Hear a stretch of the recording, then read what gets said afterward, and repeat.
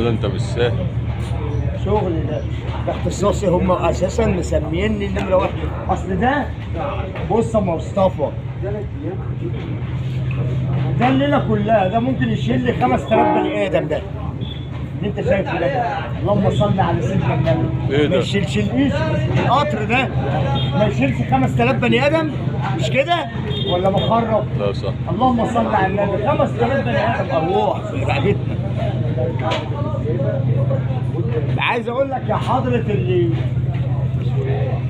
اللي ماهد السكه للارض يبقى ماهد السكه لليله كلها.